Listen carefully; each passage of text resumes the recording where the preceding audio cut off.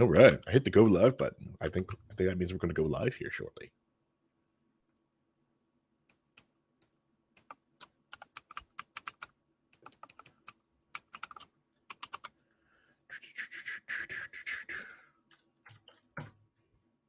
Yeah, I think we're live. I think we're going to be live. We're live. Yeah, all green. All lights are green. We're actually live. Look at everybody. It's the Chris Spangle Show. We're actually live here on a Saturday morning. It has been a very, very tiring few weeks here for the Chris Spangle Show. Of course, dear leader went out and got hitched. I don't know if that was, because he wanted to, and then we kept having issues here. We got issues from just staying up too late, from gaming and playing video games and just getting mildly hungover. And then Log4j happened, and then all the fun of me for the day for last weekend when I had the internet access went out. And well, before I go in that story, let me introduce everyone to the show. Hi, my name is Harry. I'm the one of the co-hosts of the Chris Spangle Show. Chris is still out. We are actually usually on break around this time of the year, but I haven't got to put one more show out before the year ends. So this is what this one's going to be, because I said I was going to do one, and I just kept having issues. But joining us is the other characters that I pulled out from the basement of the Wall Network. I am bringing out one of my favorite people to bring out of the network is Vincent Cooper. When you introduce yourself, would you say hi? Hello. So you're going to introduce yourself other than hi? Like, who are you? What are you about? Introduce yourselves to the people who might not know who as you per are. usual, get called off the bench to help with help you research this episode, because you're like, I want to do this episode. Here, you do this, since I've seen you do good research. You do this for me and leave me alone. Yeah, you do great research. You were the head researcher of low key wall, or soon to be starting back up like the Cyber Project. You are our head researcher, and we got producer Paul, who is not with us today. Let's say everyone's joining in the chat, like everyone to be behave ourselves. Like, we're not fake. Also the Peanut Gallery. If you're if you're not here, you're not a host of the show, so be quiet out there in the world, in your cars. Okay. All right. We also joining us. We also have with us good old Reinhold. Reinhold, why don't you say hi, everybody? Hi, everybody. How is it going? I am not a computer bot. You got computer generated Reinhold also joining us here today.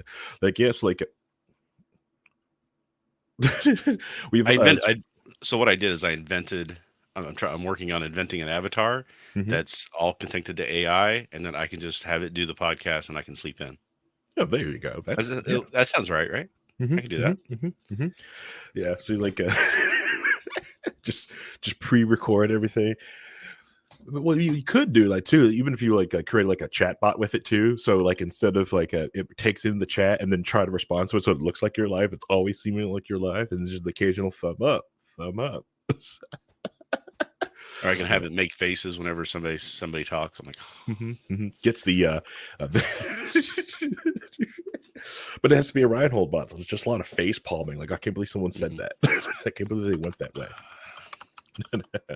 But yes, we have taken over the Chris Spangle Show. I just wanted to make sure that for the record books for 2021 that I have hosted more of the Chris Spangle Show than Chris Spangle has. So so whoever that other guy out there in the world talking about he's the host of the Chris Spangle Show is probably false. But thank you for all you guys for listening to the show in your cars here on this holiday weekend out there. We're putting the show out, even though have been dealing with technical issues throughout the whole world. Of course, you guys know that last weekend, not only we were dealing with Log4j issues in our other lives and just dealing with that in our IT space, we were also dealing with because of the windstorms and the tragedy of all the tornadoes that were happened last weekend. I lost internet and power at the exact same time, exactly when we were getting ready to go live, which, if it would just happen a minute sooner, I was going to actually hit the go live button and leave Reinhold. That was the best part. It's Yeah, streaming, with Yeah, and it with was no great. ability to hit end. that You're was the in best the part. It's like, hey, let's go. Here's the link. It's getting ready to go. I'm like, all right. So I jump on, I log in, and there's nobody there. I'm like, where's everybody at? we were What's in going the on? middle of a conversation, and then Harry just froze, and then I was like, Harry, Harry, leave. Don't want him to accidentally hit go live by myself. Moving on. Like I said, yeah, it would have been hilarious. Just sit there, hit go live, leave everyone there, and just like force like Vincent and Ryan will just talk for because I had no power for 4 hours, which I have to say my UPS has lasted for 4 hours. I just didn't have internet access for the 4 hours, like for the entire time. So I sat in this room with the power on. Well, I of course use old technology, the phone, to call Vincent and Reinhold over the phone, because hey, I was ready to talk and I wanted to talk. I should have given you my landline to call. That would have been fun time. Oh yeah, Actually, yeah. use my landline. Oh yeah, that'd have been fun. I could have. Which stinks. I can't use my landline because my landline is still connected to my internet access, so I can't. I could have pulled up the rotary phone, just sat there on the call. Had a ball on it. But yeah, so I sat here, which you can prepare to have everything back up. I have a backup generator. I have 3 different UPSs in this cabinet because it's spread out between different either different equipment. So I've got the big battery one for the servers, and then I've got the smaller ones for networking equipment and everything else around the room. So the gaming PC and the TV that you can't see over here, but you probably will see in other cyberloafing streams. And without internet access, well, I just had access to my Plex server, and everything was started going down. I had no idea when my power was going to come out, and I didn't feel like kicking my generator on, so I spent the time talking to these guys on the phone, just powering everything down. Which if one thing I will tell everyone, a UPS is an amazing piece of equipment for your house. You have a lot of electronics in your house, and a UPS, well, it won't allow you to just keep running a little bit for little brownouts, but what it does, the best thing it does, is allows you to turn off your devices safely without having to just abruptly shut off. Turn your computer off, turn your desktops off, turn your servers off, and if you have a NOS box at home, which, hey, if you're in the sound of my voice, you should probably have your own NOS box. Get one. They're amazing. Love them. I should do an episode on why I love my NOS box and why you should have one after the VPN episode, of course. Which is almost turning into a joke, I think. But yeah, the other thing, so that happened to me last week, and that's why there wasn't an episode for everybody. The other thing that happened last week, which probably a lot of people have probably also dealt with, is the idea of the Log4j stuff that has been going out in the world. I have been dealing in it at my workplace. Granted, the other place I worked at, which I'm glad I'm not there right now, everything that's in there is based off of Java. Don't work there anymore. I'm so glad I don't. And this new place, none of it is. A lot of it's Python and other code, and we don't use it. But there's some things that we use, and that was the scariest part because we're just going through it and finding plugins in our environment. But I have jumped the ship. Reinhold, do you want to explain what the whole Log4j stuff is? All I know about it right now, to be honest with you, is a great source of memes. But basically, as I understand it, it's a injection code in Java that can allow for remote code execution day one with admin rights just right off. It's just like basically saying, here, come on in with admin rights and just take over and do whatever you want to do to somebody. So Yep. It's something like it's a exploit that's in these inside the Java code, Java Apache code base, which it allows you to access that Java file to get, and it happens pre-authentication. It allows you to just be able to just gain access and be able to change things through that log file. It is some of the scariest crap I've ever seen because it affects just about everything. And it's just frustrating sometimes when you're dealing with someone like the owners of the company, and they're like, well, how do we prevent this thing? Well, we have to fix all this stuff like this. And then the other ones are, well, what about the legacy app? Well, that's a legacy app, so we have to patch it. So when's the patch coming? Well, considering no one has patched that thing in the last 10, 15 years, there's no patch coming. And that was the funny part, is that this is a piece of code that was in the code base for decades that one guy was basically taking care of as a side project and then he abandoned doing anything on it for for over a decade. So it's like this exploit's been around for a long time, and nobody just knew about it yet. Or let me rephrase that. A lot of people probably knew about it, but it wasn't public knowledge, right? Mm-hmm. Because there's tools the CIA has, the toolkits that they have, and I'm sure that they were taking advantage of some of this stuff. But they're not going to let anybody know that they know. You know what I mean? So. Yeah. Don't let anyone know we know. Yeah. Exactly. Yeah. But that's everybody talks about the great advantages of open source software. Open source software, everybody can see the source, they can spot all the bugs, they can fix things like that. But they don't talk about the downsides of open source software. You start integrating things that people have written and nobody checks on it. And who's got time to go through and look at all that code all the time? Oh, look, here's the result. Right. So there's ups and there's downs with just about anything like this. So it's not a panacea. That's good. I was good. I thought you were going to sit here and poo-poo on open source. I was like, how dare No, there's a lot of good things about open source, but it's not Reinhold right off this episode. There's some bad stuff that comes along with it. And everybody talks about certain other operating systems. Well, look what happens, there's this type of stuff everywhere. Coding is an issue, not just certain types of OSs. Correct. Well, the other thing with it, because if you work at an environment or work at a company like in the IT shop or something like that, you should also build what I would say is a culture of donating to your open source projects that your company is using. It's like, well, we don't have to pay for Ubuntu. We get Ubuntu for free. Yeah, you do, but you should probably take some of your budget and kick it over to the Linux product. Like here you go, Linux product. Here's some cash. Go do something with it. Or hey, find a bug or something that needs to happen in Ubuntu and have your IT team just fix it. Take a sprint and go hey, this issue is in Ubuntu. We're gonna fix it for the world. Give back to the Ubuntu code base. Personally, money's easier.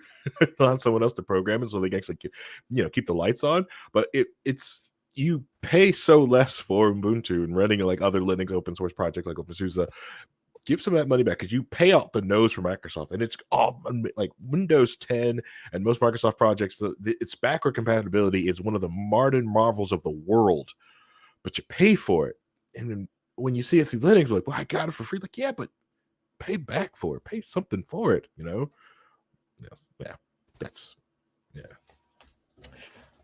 Vincent sitting over here was like, "That's cool, IT guys. That's cool." At our where I work at, we have it's not a lot of coding that we do in kind of my realm of IT, and for some reason I have weird networking things going on locally. So if I drop off, apologize. I've got a phone over here switching on me and it's just jumping off network and back on network, and I don't know why. Now it's just cocked off. So anyway, I'm going to ignore that. What's the thing? Because we want to talk about smallpox, and it just really feels like this topic is cursed. No one wants this information out there, and it's just and we're not bringing up this is the new information. This is no. This is history. We want to talk about history. So you're saying the World Health Organization is hacking our systems, right? Yeah, but we want to throw them a bone. They did something. Well, okay, hold on. They did something. Okay, I don't want to. It's not right, but they successfully did something. I'm not saying their methods are correct. They didn't do something horribly wrong, is that what you're saying?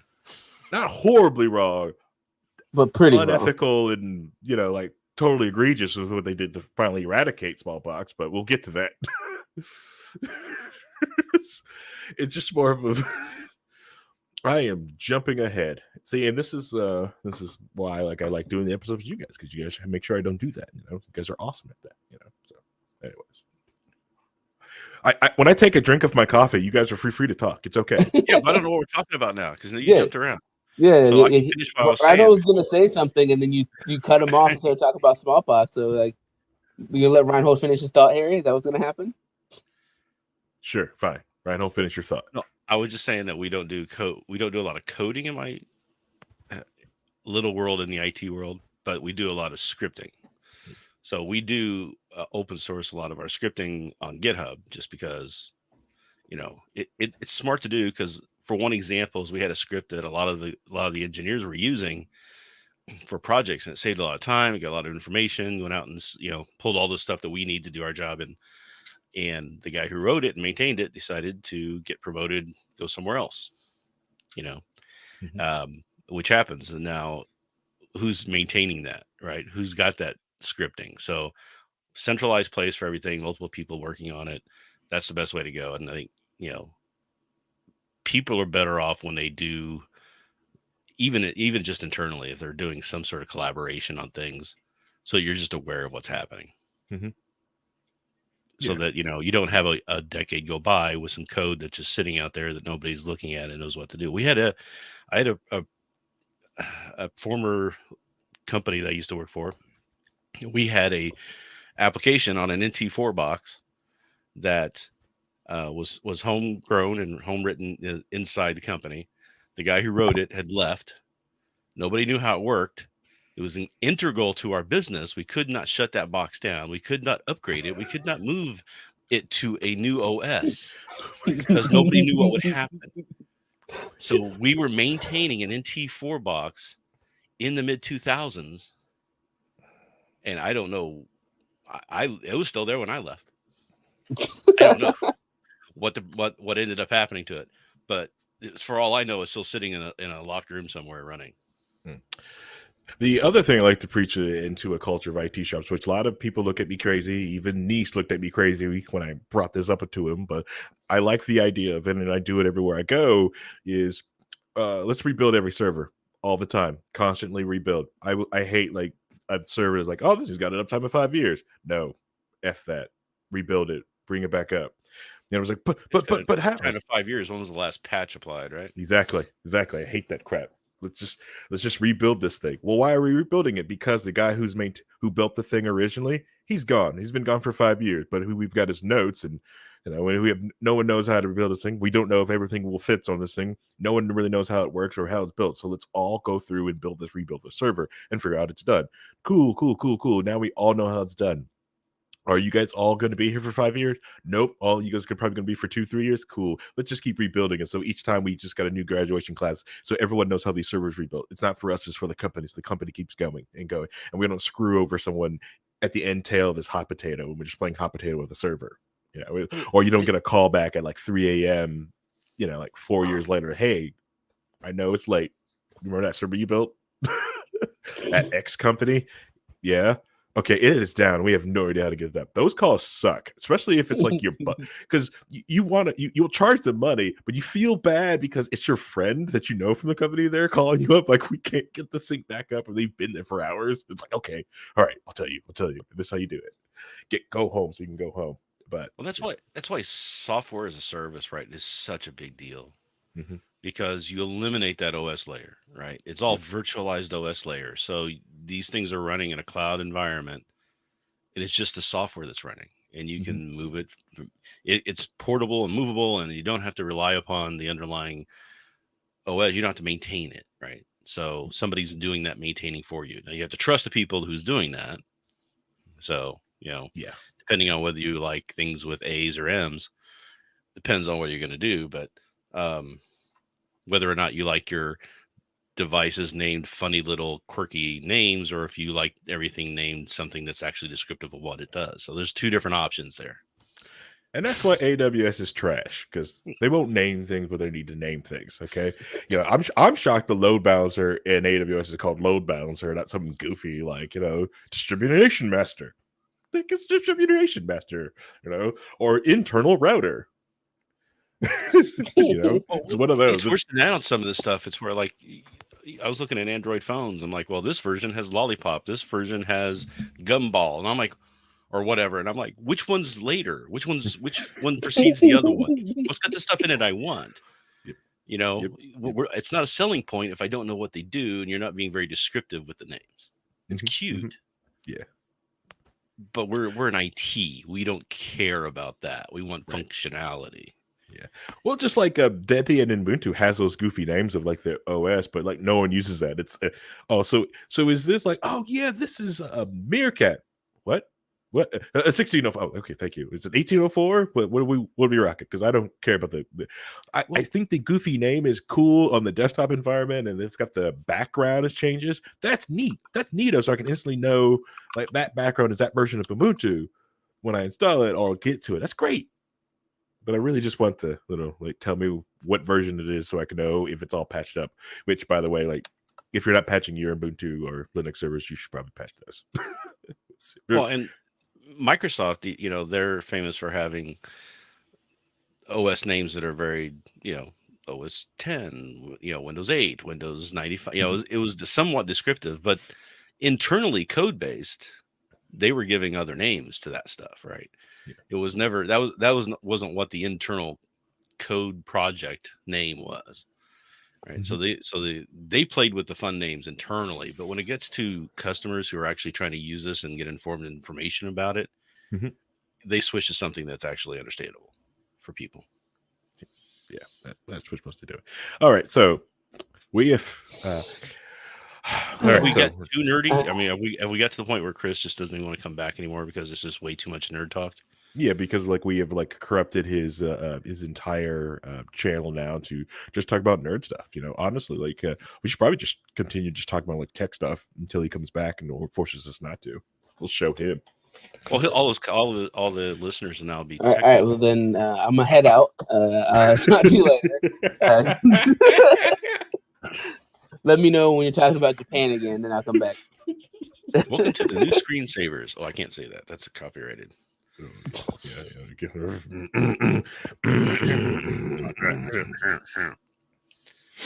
All right, so you heard about that, didn't you?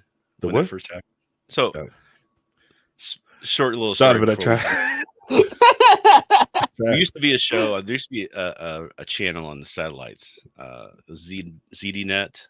Okay. And it was called Tech TV, and it was like right as these new channels were just starting to kind of pop up on those little mini dishes. Mm-hmm. And it made a splash. They had it was all talking about tech, and they had their main show was called the Screensavers. And then years go by, and it was Leo Laporte and Patrick Norton, and then years go by, people come and go, they get bought out, G4 takes them over, they rename it, blah blah blah. It goes, and then G4 kind of dies, and now apparently G4 is coming back. But in that period of time, podcasting started. So Leo decided to get the old gang back together from the original Screensavers, and he called it The Revenge of the Screensavers. That first episode, it was a one-off. They were just going to get together and have a good talk, and they were going to put it out there and see if anybody would listen to it. It was so popular, they decided they want to start it back up again, and that was the start of Leo's new empire on video podcasting, right? So they got told that they're not allowed to use this name Screensavers. So they had to change it to something else. And that's why they called it Tech TV, and then move on from that. But they fought for a while, try to get the name back, but they couldn't. So I think they ended up eventually getting it or something. But I just always thought that was hilarious. It's like, oh yeah, we destroyed your brand. We destroyed what you were doing and turned it into something else that was nobody wanted. It ended up dying. But we don't want you to use that name. We still own it. After we trashed it, I just never understood that mentality from these people. But right, yeah. So let's get into copyright law. Let's put a pin in all of that, because G4 is back, and I have a story that's connected to it. We'll put a pin in that, and let's talk about this episode you've been hounding me to get done for like a month. Which you did enjoy reading this topic? I did. I enjoyed it. I didn't say I didn't enjoy it. I just said you're the one who's been hounding me about it. And we've been here for like almost a half an hour, and we haven't talked about it. That's true. And we're trying to make this a short show because Reinhold has libertarian stuff to do this afternoon, and I have yoga stuff to do this afternoon. And, Vincent got hikikomori stuff to do this morning. I mean, probably.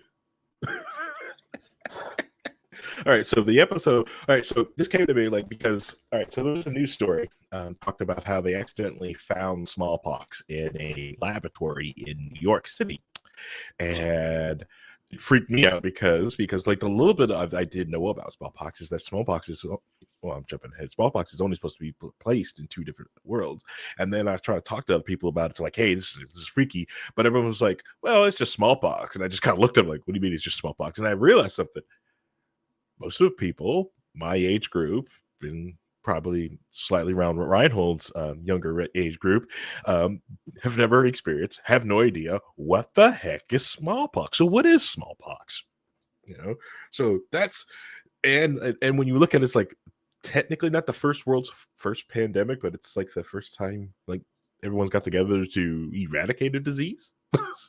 So it is a very fascinating story, and that's what we really wanted to get into, and we'll try to crunch this all in like 30 minutes. It looks angry at me. What was funny was that as soon as you started talking about smallpox, your internet You started cutting out. You started dying, and you started getting robotic. You started getting robotic, and then it came back on. So we were both trying not to laugh. It was perfect. This is a cursed topic. This topic is cursed. Okay.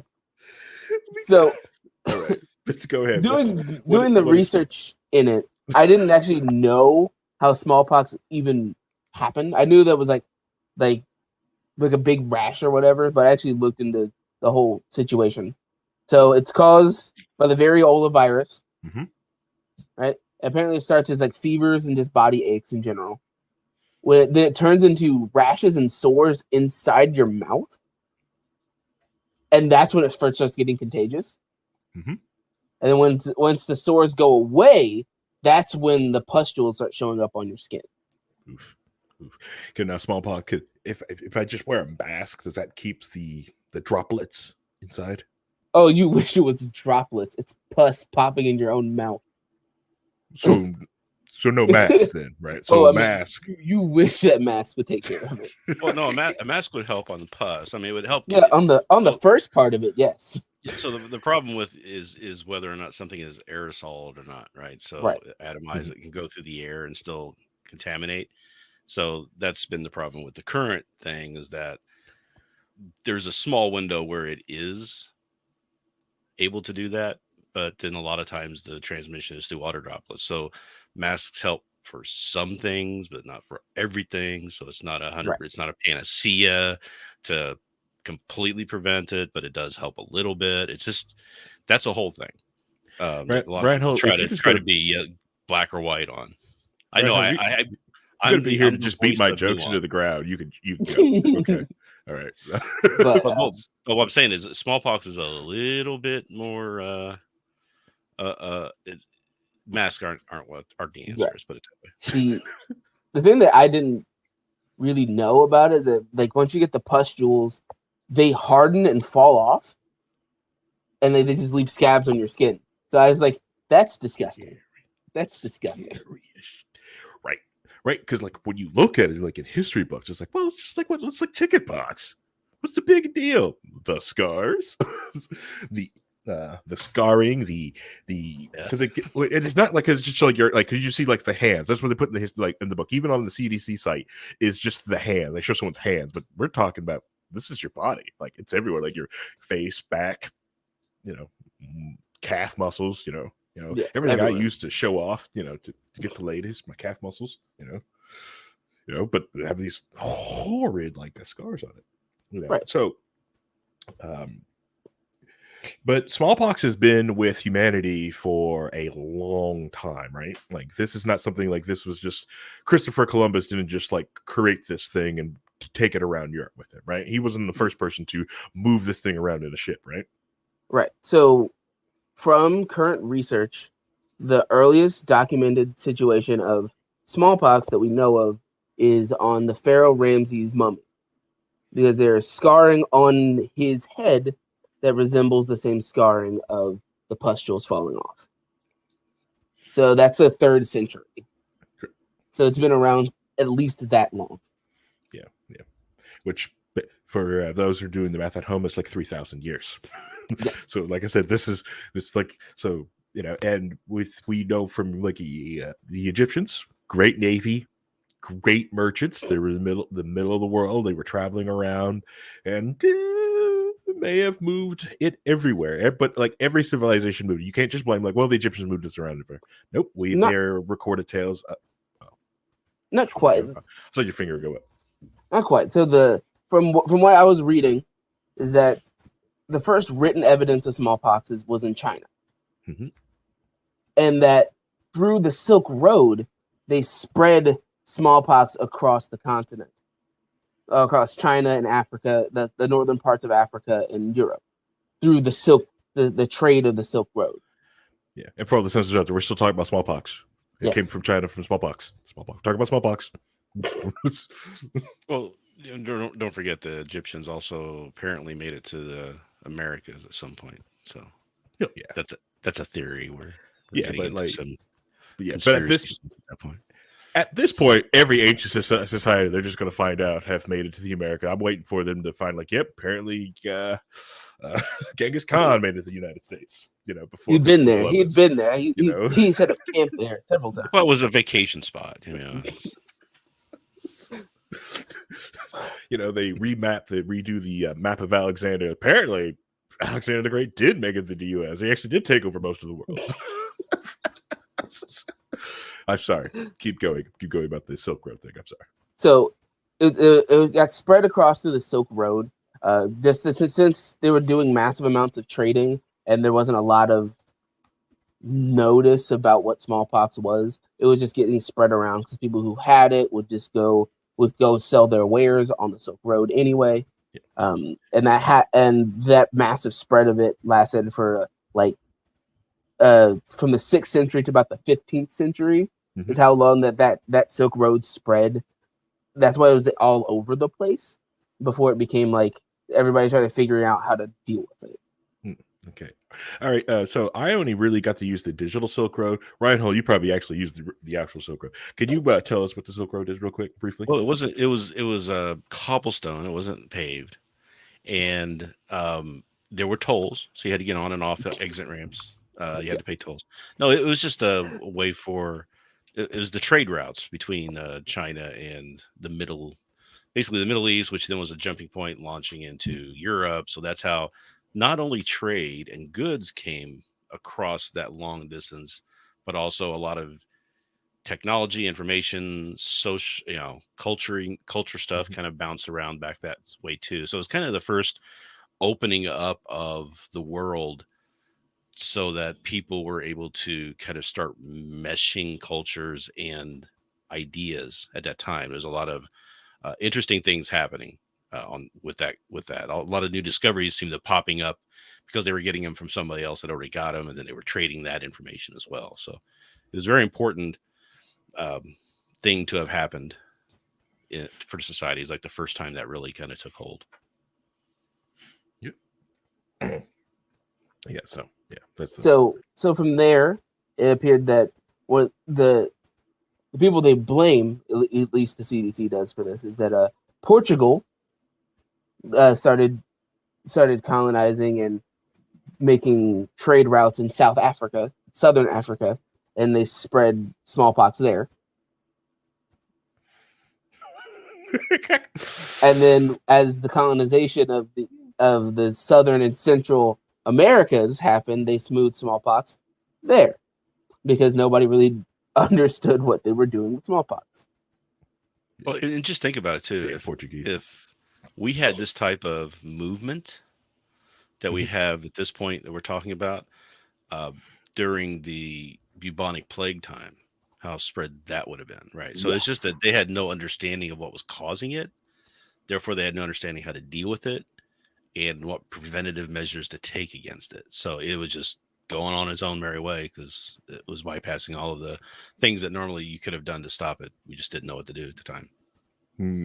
So a lot of wives' tales come up then. That's when you get a lot of old, do this and you'll be, put certain type of flour in your doorway and it'll fumigate, and all these different things started coming around because of just the unknown of these terrible diseases that were happening. Right. So during the 16th century, that's when they started trying to figure out how to prevent the smallpox by using virilization, which is they took the old fallen off scabs and crushed them up and either inhaled them or scratched them into people so they would have it in their bodies so they wouldn't get smallpox. All right, so I'm all for putting candy up people's noses, but what? They did what now? So they would take the fallen off scabs, they would gather them together, and then crush them up into like a powder. And people would inhale the powder, so that way they would be exposed to smallpox. There's a that's very interesting. There's a very well known instance of this happening. Forced. You could call it vaccination, I guess, at that time, by George Washington on his troops. Is that before America or after America? That was after America was announced, but before the Constitution. So technically, not. So it was so- as soon as the independence document was written and signed, then it's America. But we still don't have a constitutional government. The first we had a play government between then that they were trying to do. It didn't work out so well. Let's put it that way. It was a little gray area in the law at that time. It was very very weak government. Let's put it that way. Okay, all right. I noticed you did crypt. So when did Christopher Columbus learn to use smallpox as a weapon, though? I don't remember seeing that there. They crushed up the powder and put it on the blankets first, and then they popped it. So it was just a. I don't know. No, that's fake news. We're sorry. We're probably going to keep moving. All right. Yes. George Washington. Yeah, the famous case of George Washington. Do we want to say one of the first vaccine mandates of the U.S.? Oh my god! It was true. It is. Yeah. No, yeah, it is true. It's just these things happen. You know, whether you see that as right or wrong, it happens. Well, it's the history. Alien Sedition Act happened too. I mean, it's not like these things are good things that happen. All right. But Okay. It did happen. All right. Now, next thing you're going to do the whiskey rebellion, and you know, Look, everybody was trying to get scotch instead of whiskey, and everybody knows that. It's just that's all a conspiracy. I don't know where that came from. I'm trying to make a joke out of that one, and I know, because American whiskey is far better than Scotch. No, it's not. Send me all the Scotch. Anyways, So, in the 1700s, we were introduced to the person that is considered the father of vaccines, Edward Jenner. Harry, would you like to talk about the Edward Jenner story and how he became the father of the vaccine? All right, so Chad like Edward Jenner, okay? He's out there, studying like he's crushing up things, shoving stuff up his nose, and everyone knows, just trying to come up with a way to get defense about smallpox. Well, he's out there out in the fields, and he's noticed these beautiful milkmaids out there, their mega milks, and they didn't have any of the effects of smallpox, and he noticed and something that they were getting this thing called cowpox, and that lesser version of cowpox was preventing them from getting smallpox. So after investigating into the large tracts of land of these milkmaids, he did some experimentation and helped figure out the cure for smallpox. Well, Reynolds, is that not what happened? Sure. Got that from a book. No, I'm sorry. You said large tracts of land, and I immediately went Monty Python and Holy Grail. So just go. Keep on. So that was the story that was believed to happen for a long time. In 2018, Dr. Arthur Boylston published an article in the Journal of the New England Journal of Medicine, disputing it, because through letters and research in journals, it was believed the first person who was even looking into this was another man named John Fuster. Damn it! So in 1768, Fuster was doing the virilization to a whole bunch of people and trying to check the side effects and taking care of anybody who did it. And during that time, in Thornbury, there were some farmers that he was doing it with as well. But there were certain farmers that when he did it to, they didn't get smallpox. And those farmers were like, yeah, I had a really bad case of cowpox not that long ago, so it's whatever. So because it's not like current day where you have Ethical. a situation where these two things could correlate to each other, and we need to do massive research onto it. They were just like, "Huh, that's neat," and went and told other doctors about it. That yeah, if you have smallpox, you can't get. If you have cowpox, you can't get smallpox. So he ended up telling these brothers of doctors, the Ludlow brothers, who happened to be the people that Jenner apprenticed under. And he got obsessed with Fuster's research about cowpox and smallpox to the point where other scientists called him the cowpox bore, because that's all he wanted to talk about was cowpox. So he used Fuster's research to create the vaccines, to become the father of vaccines. And it was believed that his biographer made up the milkmaid story to keep his reputation as, oh, he'd figured this all out himself and didn't use anybody else's help. Yeah, the milkmaid story is a lot better than your boring one. I'll tell you that. Oh, I agree. If I can't believe an historian would in any way have made up a story to make people look better in the eyes of the history books. I mean, that doesn't seem to I don't know. be possible. I can't buy that. Yeah. Shout out to the Dangerous History Podcast. Which just wrecks people from history. Like, oh, that's dang. But yes. Yeah.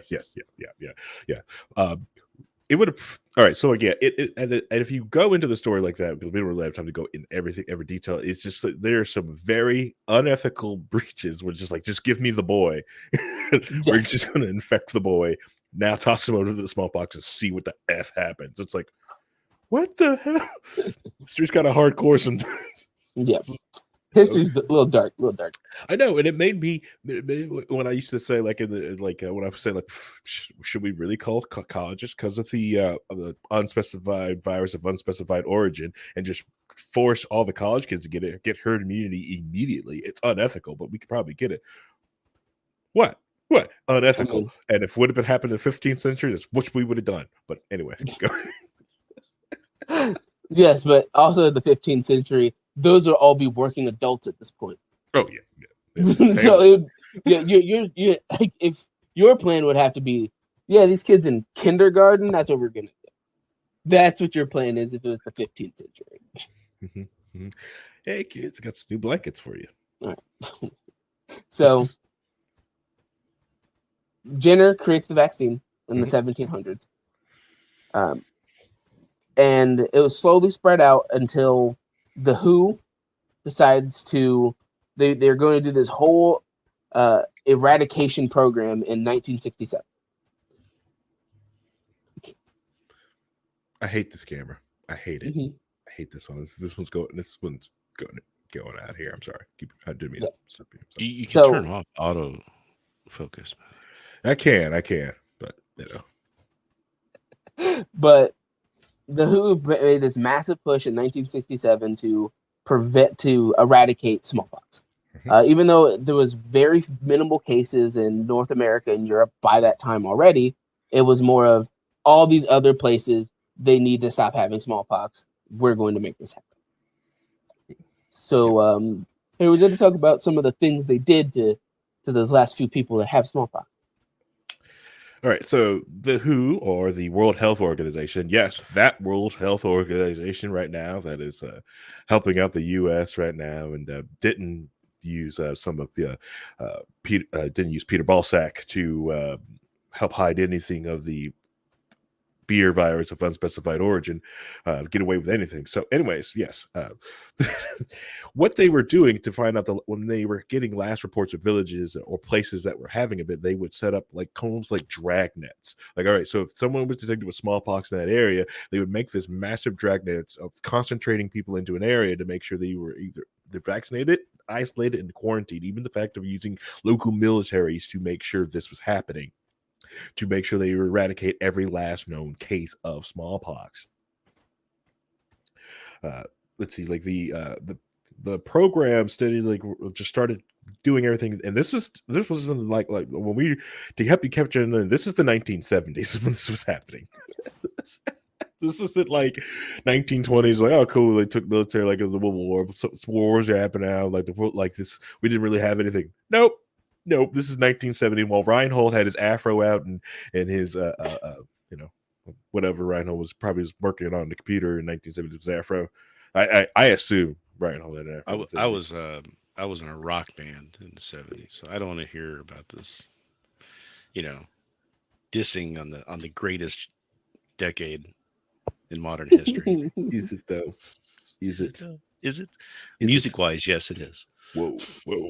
Yeah, there's no debate on that one. I think there is. Have you heard Justin Bieber? So these dragnets. I've never heard dragnets.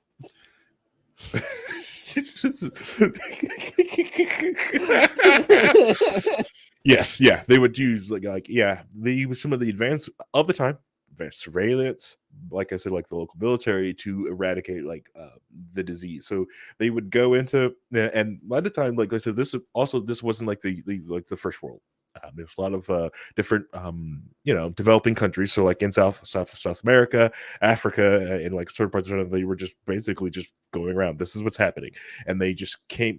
Basically, they just came and they just did it on the guise of like just eradicating disease, because in the area, like in the first world, like most people generations had the smallpox vaccine, but it doesn't get passed down. So they could just see like any type of gap on this thing, on this vaccination, that smallpox can easily just come back and just wrecking havoc on the world, with just missing someone. So the goal was to get rid of this thing all outright. And so it's great that smallpox is gone, but I think looking back at its methods of getting rid of it, I was like, this is a little harsh, with our 2021 sensibilities of looking back at it. That even in the CDC's own track record of information, they talk about the last person to naturally get the virus, the major version of the virus, was a 3-year-old in Bangladesh. Mm-hmm. And what they did was like, all right, now you're isolated in your house, the 24-hour surveillance with military forces, and they went door to door in a 1.5-mile radius and make sure everybody there was vaccinated. Mm-hmm. They're like, yeah, we're going to come through here. Yes, this 3-year-old. Yeah, we're going to have these armed guards surrounding this 3-year-old until it's gone. Yep. So they went and did that, and they also did like a 5-mile radius, and they also gave out basically a wanted board if you catched anyone in the area with smallpox. So they basically like, rat out your neighbors, right? And we will give you money to rat out your neighbors if you believe them to have smallpox. See something, say something. It wasn't started in 2001. Yeah. The other thing is like it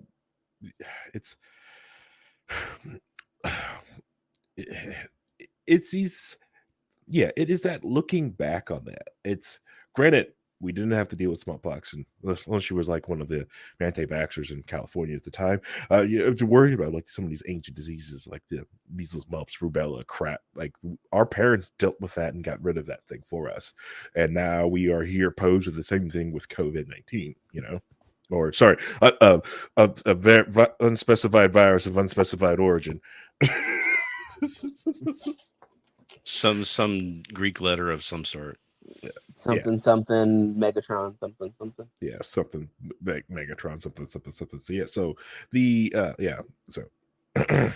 so the world was declared free of this disease at the start of the worst decade known to man, the 80s. Okay. I'm a 70s man, so I was born in the 60s. I grew up in the 70s. 80s are what they are. Worst decade imaginable, the 80s. Okay, all right, nothing. The only thing good that came out of the 80s was myself. Okay, everything else trash. Okay, no, and everyone was like, but the music, yeah, it's hindsight. You're looking at music with nostalgia and with good speakers. Okay, all right. They were listening to that music with bad speakers and quaaludes. Okay, I mean, So sounds good to me. Because I don't know. 80s was cocaine, 70s was Quaaludes. That's why there was so much disco in the early 80s, was because of the cocaine. Look at Reinhold knowing he's probably at the Source? part of the last of the lewds. Anyway, The source for that, I was there. Like I said, Reinhold probably did. He was there. The last bottle. It was the last of the hippies, man. Let me tell you, my tie-dye shirts, hate Ashbury. Anyway, so back out of Oldsville. So the world was declared smallpox free in the 1980s, and at that time, they decided to keep smallpox in the laboratory to do research on it, to continue because they view that it might be needed in the future for certain research, maybe developing a vaccine in the future. And it was held in at that time 4 spots, right? Or is it 3? 4. It's 4. Those 4 spots were the United States, England, Russia, and I'm missing the 4th one. What's the 4th one? South Africa. South Africa. Okay. Not China? Nope, South Africa. Well, in the 80s at that time, it's around. Well, Reagan hadn't opened it all the way up yet. Okay. Well, I figured all the researchers and stuff were already busy trying to figure out the AIDS epidemic then, right? They weren't just ignoring that at the time, were they? Well, the thing is, they're still trying to figure out if it was airborne or not. Well, if you're in the same room and you eat cereal with somebody, okay, and that cereal happens to be Trix, it's over.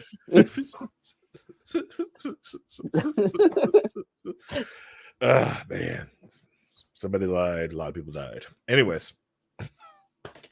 Yeah. Where was I? Yeah. So it was held in those different spots, but eventually, certain countries,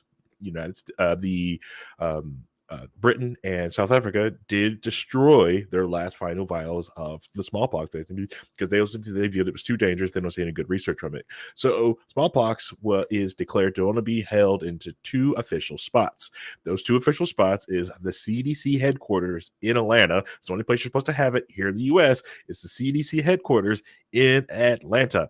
The other spot is Russia, which is their version of the CDC in Moscow. I don't remember if you remember the Vector Institute. Yeah, Vector. Okay, there. I was trying to what the heck, and then I'm gonna click back. It's the Vector Institute. Yep. Okay. All right, and these are the only postal locations that are supposed to house smallpox right now, because we've eradicated disease, and it will just, and unless you have the smallpox vaccine, it will just burn through the population very, very quickly, quicker than like what COVID did, because most people have never seen it, and you will quickly be diagnosed with smallpox. And most people, especially our generation, oh, you got chicken pox, you just got the chicken pox, no one cares, just some calamine lotion. Well, that's kind of pussy. What do you mean your mouth hurts? I don't get it. Yeah, All right, so stick with the chat real quick. Can you guys Johnny talk some more? He's like, I gotta type some stuff. There's a follow up on that. Like England and South Africa, they either destroyed it or sent it to either the U.S. or Russia because they didn't want it. So the ones they didn't destroy, the samples they didn't destroy, they just gave to the other 2. So that way any amount of research left they had went to Vector or the CDC. Do you remember the House episode about smallpox? It was a House episode of smallpox. Yeah, somebody got smallpox on an episode of House, and they're like, "Oh, it can't be smallpox because blah blah blah."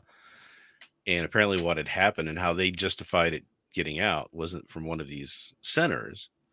It was that they were treasure diving in an old Spanish ship and popped open a vial of something, and it had in it air that had pustules of smallpox, and it reintroduced it back into the society that way. So that's an interesting thought, is that maybe there is a chance for this stuff to come back some weird way like that. So well, that's what, like when the whole thing of the idea of the mummy's curse is just there's just diseases and mold and everything else just locked into tubes, and You're not supposed to breathe that freaking air. Yeah, and then I think there was during that show they did go into the explanation of the last person to die from smallpox. So I don't know if we've talked about that or not, but it was basically a release from a lab. It went up through a vent and killed someone. So Oof. Yeah, we didn't talk about that, but yeah, that was there.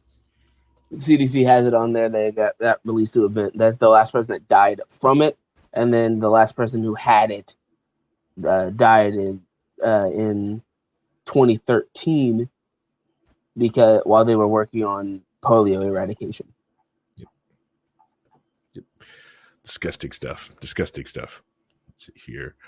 Well, it's irritating because it's invisible, right? I mean, that's the thing is we see threats all the time that are you can touch them, you can see them, but it's always been scary for diseases because you can't tell if you're being subjected to something like that or not. I think it's what scared a lot of people about any current situation that might be going on right now is that you just don't know what's going on. You don't know you can't see it. So it's not like a Scrubs episode where they're talking about infectious diseases and you see the green glow going around, right? If you could see it, it'd be a lot different. Yeah. Sorry, I've been trying to figure out how to do the screen share thing in StreamYard, so I apologize. That's what I was trying to figure out and type and get the step rule up correctly. So, by the way, I agree, Nice. That is a critical. You did roll a 1 on your life throw. But he said, "Imagine being the last person to die from smallpox." It's like you rolled a critical fail. Oh, it's like yes, you did roll a 1 on life throw. Yes. Yeah, that's true. That's true. Yeah. Oh, okay. I see. He's chatting like, cured it with fentanyl. Okay. Okay. All right. I've got hardcore. Anyway, so the main thing that made me, like I said, go down this road is this New York Post article. It's like, oh, you read the New York Post? Man, screw you guys. News is news. I like news. I do watch its sources and where things is coming from. So please bear with me as we go through this article. So this main thing I brought it up because it flipped me out reading about this thing is frozen vials labeled smallpox were recently discovered by a laboratory worker at the Pennsylvania facility that conducts vaccine research, federal officials said. These vials were found while the workers were cleaning out a freezer at the unspecified facility, according to the Center of Disease Control and Prevention. CDC's administrative partners and law enforcement are investigating the matter, and the vial's contents appear intact, a CDC spokesperson told the Associated Press. So, yeah, I'm just going to clean out this mini fridge here in the lab. So it says unspecified. Does it say unspecified in the article? Yeah, it says specified and just unspecified. Yeah, picture is specified. I'm sure that's just a stock. I think that it's just a general lab in Pennsylvania. Yeah. See, this thing is just visible lab. This visual vial of smallpox were found in Pennsylvania facility, and this is just a Pennsylvania facility. That's right. Okay, don't know which Pennsylvania facility. That is not reported. Not reported at all. Fake news. That's not good. That's not responsible journalism right there. Whoa. You think the New York Post cares about your responsible journalism? Anyway. I mean. Yeah, the laboratory worker who discovered the vials were wearing gloves and a face mask, and there is no indication that anyone has been exposed to the small number of frozen vials. So yes, correctly worn PPE will protect you. It's an amazing what correctly worn PPE will do for you. Incorrectly worn PPE, you know who you are, nosers out there with your noses and your face mask made out of what t-shirt mesh, or the or the have you seen some of the crochet mask? Yeah. Crocheted ones. I was just like, what is that? That doesn't do anything, bro. It's what is that? I've got one of those the full on face mask that prevents me from breathing it in, but if I breathe it out, screw you. Screw you. Anyway, so smallpox, yeah, and even this article, smallpox is the deadly disease that was globally eradicated in 1980. So what is it? Well, it's caused by the Varroa virus, and it's plagued. It's okay, but what it is? How do I spot this thing? Conclusion. Article over, and it's just like I said, and that's what spurred this whole rabbit hole discussion and the one I haven't just talk about this. But Nice, I hope you're right about that. Is that it looks like somebody just a $12 an hour lab assistant that slapped the wrong label on it, like a Taco Bell employee does with the sour cream as hot sauce. We need to teach Harry how to put the comments up on the Right? screen. Agreed. Yeah. Now do the last one first. College of Plays. So next time I'm going to try and do that. I'm going to get the stuff and the product in the place that I could actually do the whole glam thing. Be like the New York Dolls. That's what I'm going for. You're right. I should probably do this. I apologize. I'm new to the StreamYard game. I need to practice more often. Who's this person saying stuff? I don't understand. I don't know. Fake. Some pony just coming in. Yeah, fake poser. A new listener. All right, cool. Yeah, I know. Yeah, I don't know.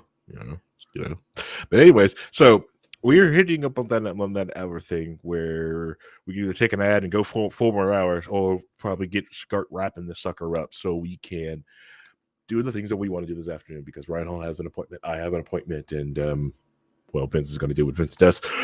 He's playing Satisfactory. Whoa. I'm gonna be reading manga. Thank you very much. It's much more weebly. It's much more depressing to say that. Yeah, so it gets to the 4. Randall apparently looks like he gets in a 4-hour bar discussion about King Crimson Mountains and why they're an experience. I cannot deny that has never happened to me before. Oh, wow. All right, so let's go ahead and wrap this up. We go. Well, it's Pink Floyd for me, but okay. Yeah, let's go ahead and wrap this episode up. Ryan, do you have any last words you want to wrap up with? Just that these invisible diseases they're a tough thing. I mean, people are trying to make political points out of things these days that they probably shouldn't be. It's people's health. People need to make those decisions themselves. There's scary things going on out there that are deadly, and for some people it's not a big deal. For some people it is. So just have some grace, and let's be better to each other about that until we can get some things figured out. That's it. All right. Thanks, Ryan. Vincent, do you want anything you to get out? Anything that I prevented you from talking about? No, not necessarily. It's more of I didn't know literally anything about smallpox. I knew it existed, and that's about it. But that's mostly because it's something that hasn't affected our lives directly. It's even to the point where I was talking to my mom, and she didn't even know what it was because my aunt had to get the vaccine, but not her because it's been gone for so she didn't even know how it was for her as well. So it's one of those things of sometimes you just have to look into history so we don't repeat it. Yeah. And also if you spoil Spider-Man No Way Home, you're an Wow. asshole. It's true. If you're going to spoil it, you're an asshole. Wow, those words. Anyway, so I did get the smallpox vaccine. So I'm one of the last of the generations that did, I think. Whoa! Which version were you inhaling scabs, or you actually got a shot? It was a shot. They had those special shots with the round it's a long story. Right. At polio, I had a polio vaccine too, which I don't think they're doing anymore either. But it was a liquid that you drank. Yeah, that's fine. All right. Well, thank you everyone for tuning into this episode. Just like Vincent, like I said, this idea, these things that we read about in articles, these are the things like jumping into rabbit holes and going into every day. It's what the heck is this thing? I've heard about it in passing, but I've never understood it. I like to jump in and read about that stuff, and I hope that encourages yourself into it. I'm also going to say, hey, you could listen to anything else in the world, but decided to listen to this today, and that made it this far in this episode. Thank you. We will probably not going to stream next week. It's going to be Christmas. The next one it's going to be New Year's Day, and I will be nursing a hangover. But we will be streaming on the Tuesdays, doing a satisfactory or just gaming stream, and eventually we'll go into doing our tabletop RPG game going forward for the next year. And we've got all kinds of new things from the Wall Network getting ready to go for the new year. So it's going to be an amazing new year. So that being said, thank you everybody, and have a good weekend and have a good Christmas.